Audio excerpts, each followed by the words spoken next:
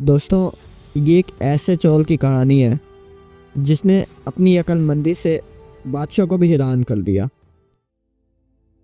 एक बार की बात है, एक शहर में दो लोगों ने चोरी की। जब बादशाह को इस चोरी की खबर हुई तो बादशाह ने इन दोनों चोरों को पकड़ने का हुक्म दिया। बादशाह के हुक्म के मुताबिक इन चोरों की तलाश शुरू हो गई और आखिरकार वह चोर पकड़े ही गए। इन दोनों चोरों को बादशाह के सामने पेश किया गया। जब बादशाह ने इन दोनों चोरों को देखा तो इन दोनों चोरों पर बादशाह को बहुत गुस्सा आया और बादशाह ने इन दोनों चोरों को मौत की सज़ा सुना दी। सज़ा सुनने के बाद उनमें से एक चोर कहने लगा, ए बादशाह सलामत, अगर आप मुझे 2 साल का वक्त दो तो मैं आपके पसंदीदा घोड़े को उड़ने वाला घोड़ा बना सकता हूँ।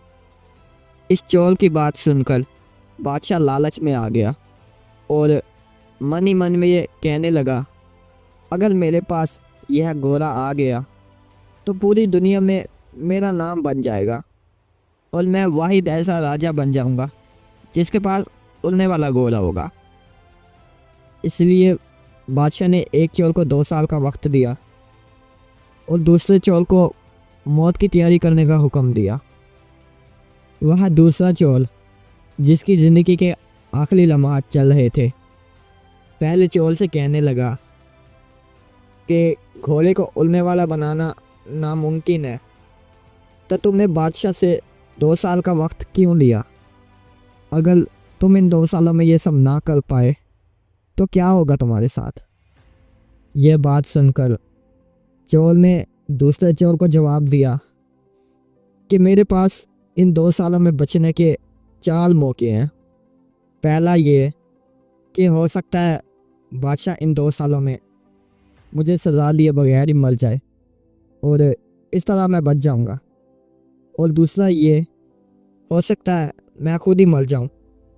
और तीसरा ये कि हो सकता है वह घोड़ा ही मर जाए, इससे भी मैं सज़ा से बच सकता हूं।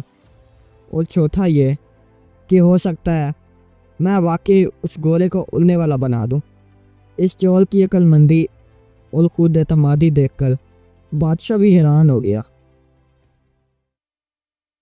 दोस्तों, इस कहानी से हमें ये सीख मिलती है कि हालात चाहे जैसे भी हों, हमें अपने आप पर भरोसा रखना चाहिए, क्योंकि सिचुएशन कभी भी बदल सकती है। तो इस कहानी से वैसे आपको एक और भी सीख मिलती है और वो आप कमेंट बॉक्स में बता सकते हैं। बाकी अभी तक लाइक नहीं किया तो लाइक ज़रूर से करो और चैनल को सब्सक्राइब करो, मुझे बहुत मोटिवेशन मिलती है और मेरे दिल से दुआ निकलती है आपके लिए। बाकी मैं मिलता हूँ आपसे किसी नेक्स्ट वीडियो में, तब तक के लिए थैंक्स फॉर वॉचिंग।